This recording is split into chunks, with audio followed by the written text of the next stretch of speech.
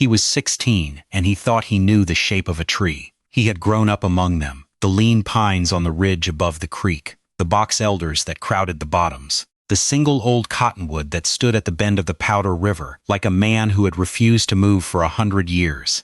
He had climbed that cottonwood when he was 9. He had carved his initials into its bark when he was 11. He had pissed against its trunk when he was 13, and thought no one was watching.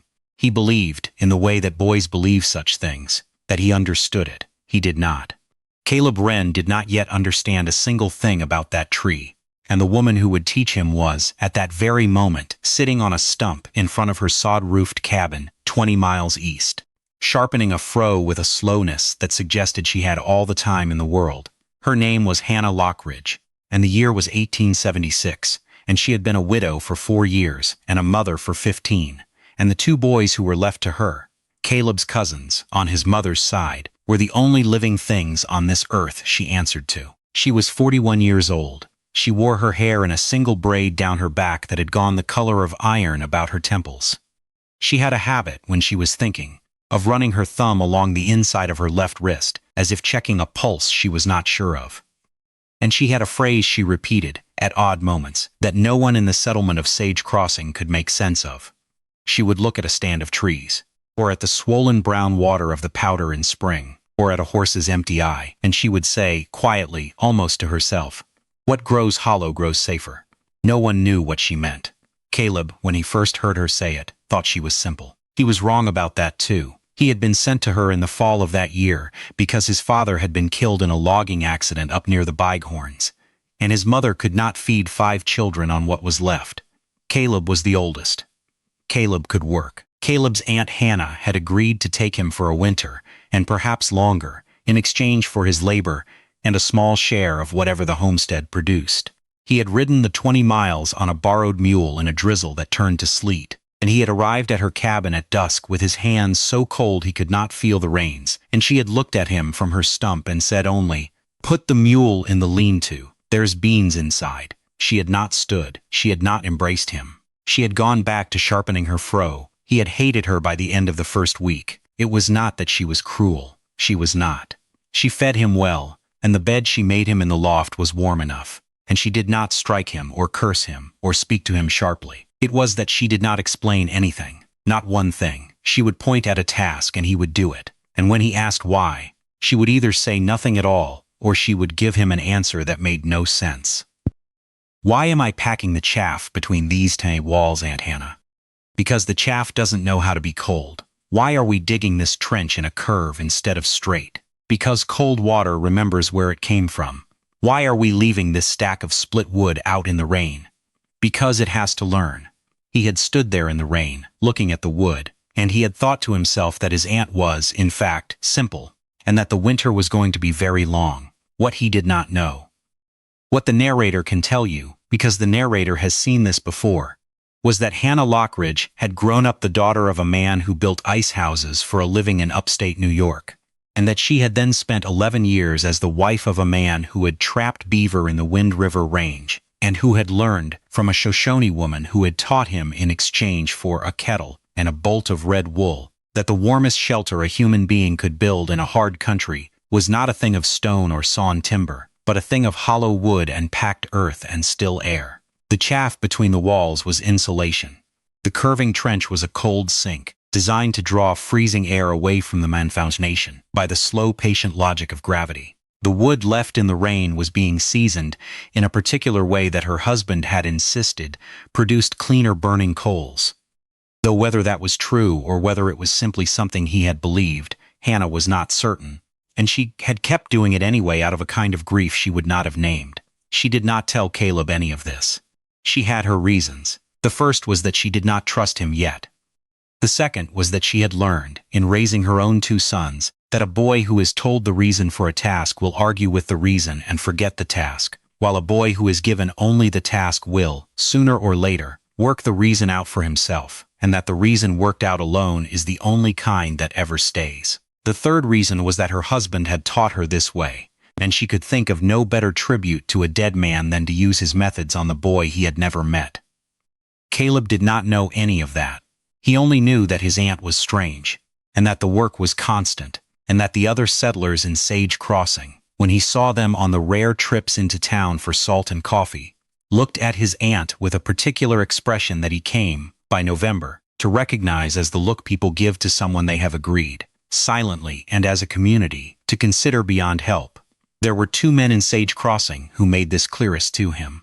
The first was a freighter named Asa Pell, who ran a string of mules between Sage Crossing and Fort Fetterman and who considered himself, on the strength of his travel, the most worldly man in the valley.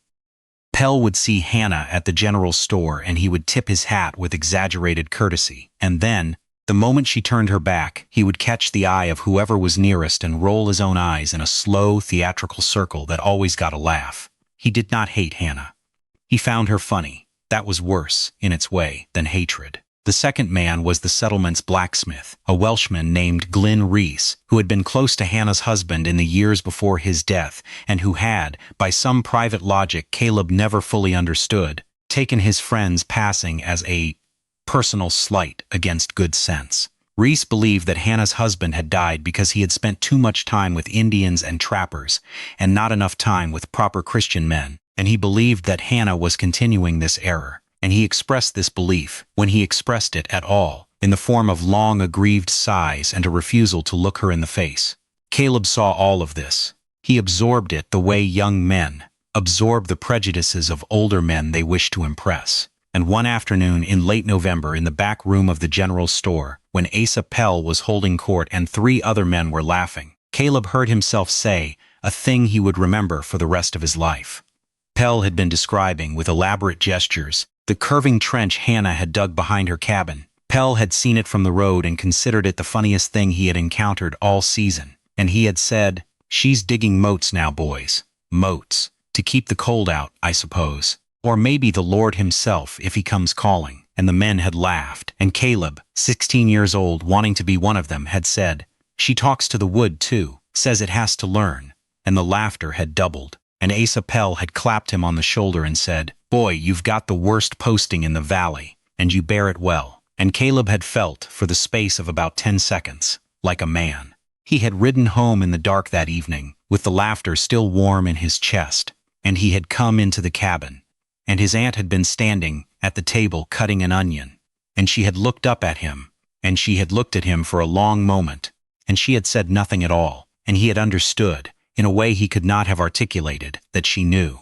He did not know how she knew, but she did, and the warmth in his chest turned, in the space of that single look, into something cold and small and ashamed, and he carried it with him to his bed in the loft, and he could not sleep for a long time, and when he finally did sleep, he dreamed of the Cottonwood at the bend of the Powder River, the one he had carved his initials into when he was 11, and in the dream the tree was hollow, and there was light inside it, and someone was calling his name from within the hollow, and he could not tell if it was his aunt's voice or his father's. He woke before dawn. He went down the ladder. His aunt was already at the table drinking coffee. She did not look up. She said, "Eat. We're going to the river today." And he ate, and he did not ask why, and that, the narrator notes, was the first lesson he had truly learned from her. Though neither of them remarked on it, they rode out together on the mule and the old chestnut mare, and they followed the wagon tracks south for an hour, and then they cut east through the sage and came down a long slope to the bend of the Powder River. And Caleb saw the Cottonwood, his Cottonwood, the one he had climbed at 9, and his aunt rode straight to it and stopped and dismounted and stood looking up into its branches for a long time without speaking. The tree was enormous. It was perhaps 4 feet through at the base. Its bark was the color of wet ash and split into deep vertical channels that ran up into a crown of bare branches that scraped the November sky. Its lowest limb was 12 feet off the ground. It had stood at this bend, by Caleb's reckoning, since before any white man had ever seen the Powder, and it would stand there, he assumed, long after he was gone. His aunt walked around it. She walked around it 3 times. She placed her hand against the trunk in different places, and she put her ear against it once. And Caleb thought of his friends in Sage Crossing, and what they would say if they could see her, and he was glad for the first time that they could not. She came back around to where he was standing holding the reins of both animals, and she said, "It's hollow," he said. "What?" she said, "from here," and she touched a place on the trunk about 4 feet up, to about 30 feet up, The whole heartwood, gone. Rotted out years ago, probably from a lightning strike that didn't kill the cambium. The tree's alive. The inside isn't. He looked at her. He looked at the tree. He could not see how she knew this. He said, "How can you tell?" she said. "The sound when you knock. And the way the bark sweats in the cold." He said, "The bark sweats," she said. "Cottonwoods do, when they're hollow and the air inside is warmer than the air outside. There's a darker line here. See, that's where the warmth from the trapped air is melting the frost on the bark from the inside out. Most people don't look. You wouldn't, if you didn't know what to look for." He looked. He saw it, a faint dark vertical line, no wider than his hand, running up the bark for perhaps 8 feet. He had stood under this tree 100 times in his life and he had never seen it. His aunt said, "We're going to use it." He said, "Use it for what?" She said, "You'll see." And that, the narrator will tell you, was the beginning of the work that would, 4 months later, save the lives of 4 people who did not yet know they would need saving. And that would teach a 16-year-old boy a lesson about the geometry of warmth and the patience of trees that he would carry, without ever quite speaking of it, to the end of a long life. They came back the next day with axes and a hand auger and a coil of rope and a length of stovepipe Caleb had not known his aunt possessed. She set him to work clearing the brush around the base of the cottonwood, a wide clearing, far wider than seemed necessary, the radius of it nearly 20 feet. He asked why. She said, "Because nothing should grow close enough to whisper to it." He stopped asking. He worked. The morning was cold and his breath came out of him in slow white clouds that hung in the still air before drifting apart, and his hands inside the wool mittens went from cold to numb to a kind of dull ache that he had learned, over the past weeks, was the sign that the work was real. The axe rang against the frozen scrub willow. The mule stood patient in the traces. His aunt, at the base of the tree, was doing something with the auger that he could not yet see. When he came around to check on her, he found that she had bored a single hole through the bark, at about waist height, on the north side of the tree, a hole no bigger than a silver dollar. She was kneeling beside it, holding a candle she had lit from a tin lantern, and she was watching the candle flame. It bent, slightly, toward the hole. She nodded. She said, drawing in, "Good." She blew the candle out. He said, "What was that for?" She said, "I needed to know which way the air inside the tree wants to move. If the flame had bent away, we'd have had to do this different. It bent in. The hollow draws. That means we can use it as a flue." He said, "A flue for what?" She said, "You'll see." He almost said something then. He almost said, "This is foolish. This is woman's nonsense. This is the kind of thing Asa Pell laughs at in the back room of the store." He did not say it. He thought it. The thought sat in his mouth like a stone, and he swallowed it. And he picked up the axe, and he went back to clearing brush, and that, too, was a lesson. Though he did not know it. 3 days later they began the cut. She would not let him use the big axe. She made him use a smaller one, a hatchet really, and she made him cut at a precise angle she demonstrated 3 times before she trusted him to continue. And the cut was on the south side of the trunk, low to the ground, and shaped like a long, narrow oval rather than a rectangle. She said, "A square hole in a round tree is a wound, an oval is a door." He did not understand. He cut the oval. It took them 4 days. The wood was old, and the bark was tough, but the heartwood, when they reached it, was punky and brown, and came away in his hand in long fibrous strips that smelled of wet earth, and something faintly sweet, like apples gone past. He pulled it out by the armload. He dragged it into a heap behind the tree. By the end of the 4th day the oval was open, and he could stand inside the cottonwood, and the inside of the tree was wider than he had expected, perhaps 5 feet across at the base, narrowing as it rose, and when he looked up he could see, far above, a small ragged circle of gray sky where the hollow opened at the top of the trunk. He stood inside the tree, and he looked up and he said, "It's like a chimney." His aunt was standing in the oval doorway. She said yes. He said, "But chimneys go up from a fire." "There's no fire here," she said, "not yet." He came out. They sat on a fallen log and they ate cold biscuits and drank water from a canteen, and she finally explained part of it to him. She said, "We're not going to live in it. It's not big enough and it would be too dangerous. We're going to use it as a place to put smoke." He looked at her. She said, "The cabin's chimney can be seen from the wagon road. Anyone riding by, day or night, knows we're home. Anyone who knows we're a widow and a boy alone knows what that means in a hard winter." He had not thought of this. He had never had to think of this. His aunt went on. She said, "Last year a family on the Belle Fourche was burned out in February by men who knew the husband was away. 2 children died. The men were never caught. There are more of them this winter than last. There will be more next winter than this. A chimney that smokes is a sign that says, "Come here." I don't intend to send that sign anymore, he said. But we have to have a fire, she said. Yes, he said. So how, she said. We're going to run the stovepipe from the cabin, underground, in a trench packed with earth and stone, for 220 feet to the base of this tree. The fire will burn in the cabin. The smoke will travel out, down, under, and up, through the hollow of the cottonwood. The tree will be the chimney. Anyone looking will see a wisp of smoke rising from a tree on the riverbank, if they see anything at all. They will not see it coming from the cabin. They will not know where we are. He sat for a long time looking at her. He said, "Will that work?" She said, "I don't know yet. The draw is right. The hollow is tall enough. The distance is the question. If the pipe is too long, the smoke will cool too much before it gets here, and it will pool and back up and will choke in our own cabin. If it's too short, the smoke will exit too hot and the tree might catch. We have to find the middle," he said. "How do we find the middle?" she said. "By measuring, by thinking, by trying." She paused, she said, "and by remembering something your uncle told me before he died about how heat travels through earth. He said earth is a slow thing. It takes from the smoke what the smoke can spare and it gives back nothing. He said a chimney that runs underground for 100 feet is a fire that no one can find." Caleb was quiet for a long time. Then he said, "Did he build one?" His aunts said no. He died before he could. She stood up. She brushed the crumbs off her skirt. She said, "We have until the first hard frost. That gives us 6 weeks. Get up." They worked the trench through the rest of November and into the first week of December. Caleb had not known a person could dig that long without going mad. The ground froze in the mornings, and they had to break the crust with a pick before the shovel would bite. His back ached in a place he had not known he had. His hands blistered, and the blisters broke and bled, and the blood froze in the calluses, and he learned to wrap his palms in strips of an old blanket before he picked up the shovel.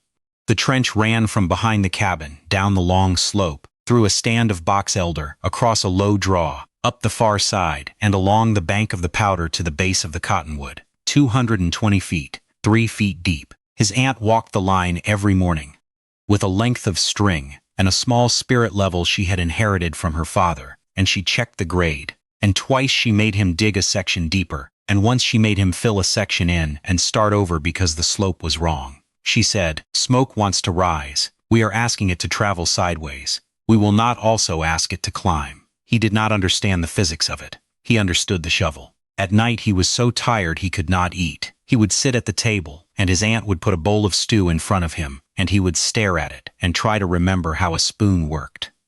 She did not push him. She would eat her own slowly, and she would watch him out of the corner of her eye, and once, only once, she put her hand on his shoulder, briefly, as she passed behind him on her way to the stove. He felt it for a long time after she had taken it away. On the 11th day of digging, in a hard cold rain that turned to snow by afternoon, a rider came up the wagon track. It was Glyn Reese, the blacksmith. He had a bundle wrapped in oilcloth tied behind his saddle. He stopped at the head of the trench. He looked at the trench. He looked at Caleb in the trench. He looked at Hannah at the trench's end, ankle-deep in cold mud, holding her spirit level. He did not dismount. He said, "Hannah." She said, "Glyn." He said, "What in the name of every saint are you doing?" She said, "Digging." He said, "I can see that you are digging. I cannot see why." She did not answer. He sat his horse for perhaps 30 seconds in silence. The snow began to come down harder. He finally said, "I brought you the iron for the door hinges your husband ordered 6 years ago. I found them in the back of the shop. I thought you might still want them." He untied the bundle and dropped it on the ground at the head of the trench. He turned his horse. Before he rode off, he looked at Caleb, and he said, in a voice not unkind but not friendly either, "Boy, if you have any sense, you'll write your mother and tell her to send for you." Then he rode away.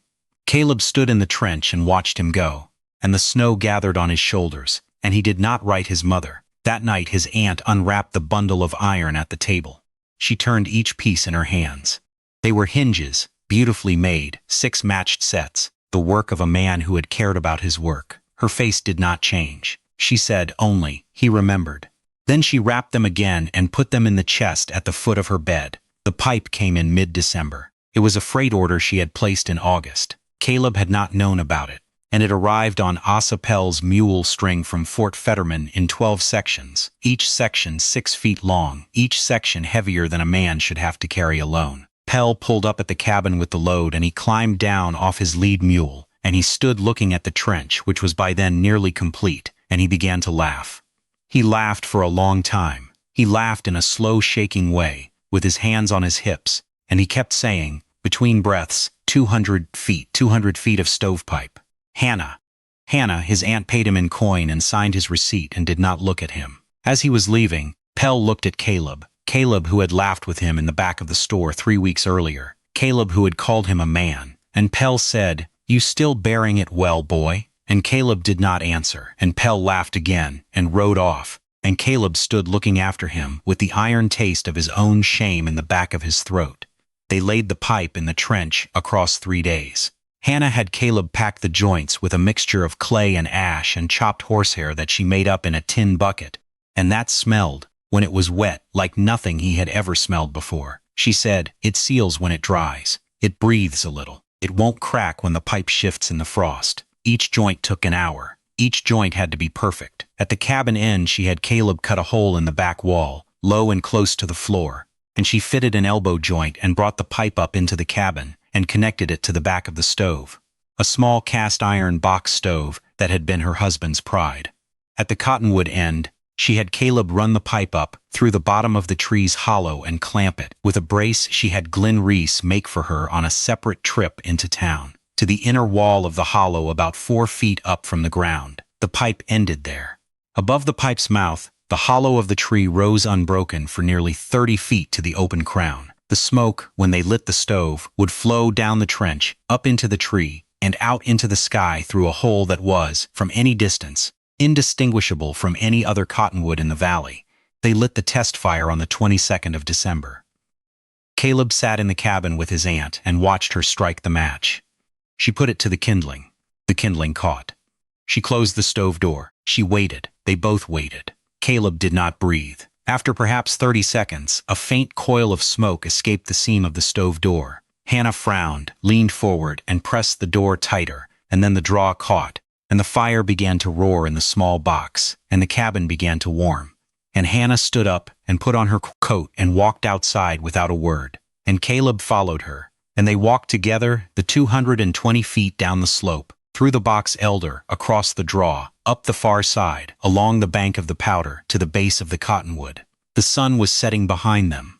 The light on the river was the color of pewter, and there, rising from the crown of the Cottonwood, was a thin gray thread of smoke. It rose perhaps 10 feet, and then dispersed in the slight breeze. Caleb stared at it. From where they stood, 50 feet away, it looked like nothing. It looked like winter air. It looked like nothing at all. His aunt looked at it for a long time. Then she said quietly, "Hello." She was not speaking to Caleb. She was speaking to her husband, or to the tree, or to some part of herself that had been waiting 4 years to hear that the work had held. Caleb understood this. He said nothing. He stood beside her, and he watched the smoke disappear into the December sky, and he understood, for the first time fully, that he was in the presence of something he had badly misjudged, and that he had laughed at it in a back room with a man who was not worth his aunt's shadow, and that this knowledge would not leave him for the rest of his life. They walked back to the cabin in silence. The cabin was warm. The smoke from the chimney that was not a chimney was now rising from a tree a quarter-mile away. Anyone riding the wagon road that night would have seen no smoke, no glow, no sign of life. They would have ridden past the dark cabin and thought it abandoned. They would have ridden on. The next morning his aunt was not at the table. Caleb came down the ladder and the cabin was cold. The stove had been let to die in the night. He went to the door and opened it and looked out. His aunt was sitting on her stump. She was not sharpening anything. She was holding her left wrist in her right hand, the thumb pressed against the inside of it the way she always did when she was thinking. She turned when she heard him. She said, "I need to ride to Hatcher's Ford today." Hatcher's Ford was a settlement 2 days' ride south. He did not know why she was going. He said, "When will you be back?" She said, "A week, maybe 10 days. There's a woman there, Mary Peake. She was at my wedding. She is sick. I had a letter last week. I should have gone then." She looked at him for a long moment. She said, "You'll be all right here?" He said, "Yes." He did not know if it was true. She said, "Keep the stove low. Bank it at night." Don't let it roar. The draw is too good and the pipe will heat too fast. Check the hollow once a day. Look for blackening in the bark near the top. That means the smoke is exiting too hot and we'll have to slow it. Don't open the trench. Don't speak to anyone you don't know. If men ride up, you are alone here and your father is in the back room sick and you are not to be disturbed. Don't answer the door if you don't know the voice, he said. I understand, she said. There's a thing I want to tell you before I go. She paused. She seemed to be looking for the right words. She said, if something happens while I'm gone, if there's trouble, there is a place in the Cottonwood. Above the pipe, about 12 feet up. The inside of the tree narrows there, and there is a kind of natural shelf where the heartwood rotted unevenly. A person can stand on it. A person can hide in it. The smoke from the pipe rises past it, but the shelf is on the inside of the curve, and the smoke goes around. I tested it. A person can stand there for hours. He said, why would I need to hide in a tree? She said, you probably won't, but if you do, that's where you go. Take the boys. They'll fit. You go up the inside. There are knots you can use. I marked them with a chalk line so you can see them in the dark. Don't tell anyone. Not anyone, he said. The boys? He had forgotten about her sons. Her sons were at the school in Chimney. They came home in spring. They were not here, he said. Aunt Hannah, the boys aren't. She said, I had a letter from them too. They are coming early. They will be here in a week. Their school closed for the winter. There was a sickness, and they were sent home. They will arrive while I am at Hatcher's Ford. You will need to look after them until I return, he said. Oh, she said. Their names are Sam and Eli. Sam is 12. Eli is 9. You will know them when you see them. They look like their father. She stood up. She put her hand on his shoulder for the second time in 3 months. She said, you can do this. Then she went to saddle the mare. She rode out at noon. He watched her go down the wagon road until she was a small dark shape against the snow, and then she was gone. He went back inside the cabin and he sat at the table and he stared at the wall and he thought about how very small the cabin felt with no one in it but him. For 2 days nothing happened. He kept the stove low. He banked it at night with care. He walked to the Cottonwood each morning and looked up at the crown and saw the thin gray thread of smoke. And twice he climbed a little way up the inside of the hollow, using the knots his aunt had marked in chalk. And he stood on the shelf, 12 feet up, and he understood that she had been right. The smoke from the pipe rose past him on the far side of the hollow and went out the top, and he stood in clean, cold air on a shelf of old rotten wood, and he could not have been seen from below even by a man holding a lantern. He came down. He went back to the cabin. He waited. On the third day, a little after noon, he heard horses. He went to the window. He counted 4 riders. They were not men he knew. They were strangers. 3 white men and one who might have been a half-breed, and they were riding slowly up the wagon track toward the cabin, looking at the place as they came. They did not look like travelers. They did not have packs. They were not on the road to anywhere. Caleb stepped back from the window. He felt his heart in his throat. He remembered what his aunt had said. He went to the stove and damped it as far down as it would go without going out. And he hoped the pipe would carry what little smoke remained. And he went to the door, and he slid the bolt, and he stood in the middle of the cabin not breathing. The riders stopped in the yard. One of them called out, "Hello, the house." Caleb did not answer. The man called again, "Hello, the house. We're looking for water for the horses." Caleb did not answer. There was a long silence. He heard the saddle leather creak as one of them dismounted. He heard boots on the ground. He heard the boot steps come up to the door. He heard a fist hammer against the door 3 times. He still did not answer. The man at the door said, in a voice that was not friendly anymore, "I know there's someone in there. I can smell the cooking." Caleb's eyes went to the stove. There was no cooking. There had not been cooking for hours. But the man's nose was not wrong. The cabin smelled of yesterday's stew and of wood smoke that had soaked into the walls over a decade, and any man who knew the smell of a lived-in cabin would know this one was not abandoned. The hammering came again, harder. The door shook. Caleb backed away from it. His mind was empty. He could not think. He could only see the door, and the bolt, and the small gap of light beneath it, and the shadow of the boots on the other side. It was at that exact moment the narrator notes, "For these things do not happen by accident, and yet do happen all the same," that the second hammering began at the back of the cabin. There was a knock at the back wall. Not a fist, a small fist, and a voice that was not deep but high, a child's voice, said, "Caleb, is that you in there?" "It's Sam. The man at Hatcher's said you'd be here. Eli's with me. Open up. We're cold." Caleb stood frozen between the two doors. At the front, a man whose intentions he did not know and whose presence he did not trust. At the back, two cousins he had never met but whose voices he was now responsible for. The boys at the back did not know there were men at the front. The men at the front did not yet know there were boys at the back. And his aunt, his strange, deliberate, iron-haired aunt, had been preparing for this exact moment, and he had not understood, and he was about to understand, and he had perhaps 30 seconds to decide what to do. He moved without thinking. He went to the back door. He slid the bolt slowly so it would not make a sound. He opened the door a crack. Two boys stood there in the snow. One was 12, and one was 9, and they had their father's face. Caleb knew it from a tintype on the mantel. And they were blue with cold, and the older boy was holding the younger boy's hand, and they had walked, by the look of them, a long way. Caleb put a finger to his lips. He pulled them inside. He shut the door. He slid the bolt. He pointed at the front of the cabin. He mouthed men. The older boy, Sam, understood at once. The younger one's eyes went wide, and his lip began to tremble. And Sam put a hand over his brother's mouth, gently, and held it there. The hammering at the front came again. The voice said, "I'm going to count to 3, and then I am going to come in." Caleb pointed at the back door. He pointed at the trees beyond. He whispered, in a voice barely louder than breath, "The big cottonwood at the bend. Run, inside. Climb, there's a shelf. Wait for me. I am coming."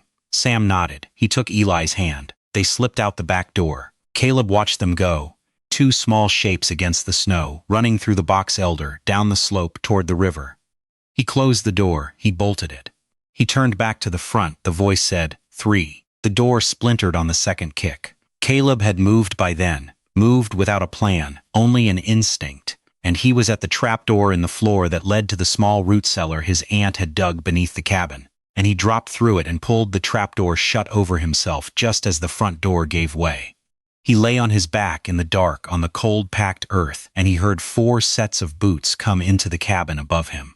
He heard them move around. He heard them open cupboards. He heard one of them say, "Stove's still warm." He heard another say, "There's a kid's coat by the door." He heard a third say, "Where in the hell did they go?" And he heard the half-breed say, in a quieter voice, "Out the back." 2 sets of small tracks, going toward the river, and then the boots were gone, all 4 of them, moving fast, and the cabin was empty above him, and Caleb lay in the dark beneath the floor, and he understood that he had just sent 2 children. He had never met directly into the path of the men who were now hunting them. He came up out of the trapdoor. He went out the back. He did not bother with stealth.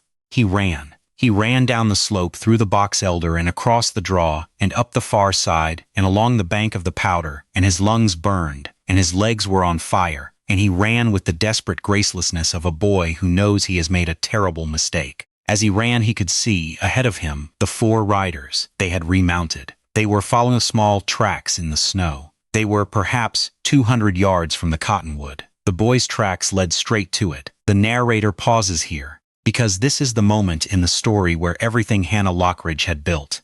Over 4 years of widowhood, 6 weeks of trenching, 2 days of laying pipe, 1 careful test of a candle flame against a hole in the bark of an old tree, would either hold or fail. And the boy who had not understood any of it, who had laughed at it in a back room with a freighter named Asa Pell, was now running across a frozen draw toward a tree he had carved his initials into when he was 11, and the question of whether his cousins lived to see another winter was about to be answered by the geometry of a hollow. He saw the boys disappear into the oval at the base of the cottonwood. He saw the riders see them disappear. He saw the riders pull up at the base of the tree. He saw them dismount. He stopped running. He dropped behind a snowbank. He was perhaps 80 yards away. He could see and hear and not be seen. He watched the 4 men stood at the base of the tree. One of them, the half-breed, the quiet one, bent and looked at the oval. He put his hand inside. He spoke in a low voice to the others. Caleb could not hear what he said. The first man, the one who had hammered at the door, crouched and looked into the oval too. He laughed. He said, in a voice loud enough to carry across the draw, "Come on out, boys. Nobody's going to hurt you. Just come on out." There was no answer from inside the tree. Caleb did not breathe. The man reached inside. He felt around. He stood up. He said something to the others, sharper now. He drew a long knife and put his arm in past the elbow and felt up along the inside of the hollow. Caleb knew the inside of the hollow. He knew it widened above the oval. He knew the man's arm could not reach the shelf. He knew the boys were 12 feet up the inside of a tree that, from the outside, looked like solid wood. The man pulled his arm out. He looked annoyed. He said something Caleb did not catch. The half-breed walked around the tree slowly, the way Hannah had walked around it months before. He put his ear against the bark. He listened. Caleb did not breathe. He thought about how Sam had put his hand over Eli's mouth in the cabin. He hoped, he prayed, though he was not a praying boy, that Sam was still doing it. The half-breed stepped back. He looked up at the crown of the tree. He stood for a long time looking up. Caleb's heart hammered against the snowbank. There was no smoke from the crown. The stove in the cabin had been damped down. The pipe was not carrying. The cottonwood from below looked like any cottonwood. The half-breed lowered his eyes. He shrugged. He spoke to the others. The first man said, loudly enough for Caleb to hear, "You said tracks went to the tree." The half-breed said, "Tracks ended at the tree. Doesn't mean they're in it. Could climbed out the back, gone down the bank, into the river ice. Kids do strange things when they're scared." The first man said a word Caleb would not repeat. He looked at the tree. He kicked it. He said, "Anybody hiding in there, come out now and I won't make it bad on you." Silence. He kicked it again. Silence. He stepped back. He looked at the others. He said, "There's nothing here. Let's check the river." They remounted. They rode down the bank, away from the tree, away from Caleb, and they were gone in 2 minutes, and Caleb lay against the snowbank shaking. He waited a long time. He waited an hour. He could not have said why. He wanted to be sure. He wanted the men to be far away. He wanted his hands to stop shaking. When finally he stood and walked to the cottonwood, the light was beginning to fail. The day had been gray all along, and now it was going gray toward darker gray, and the river was the color of old iron, and the cottonwood stood against the sky like the patient thing it was.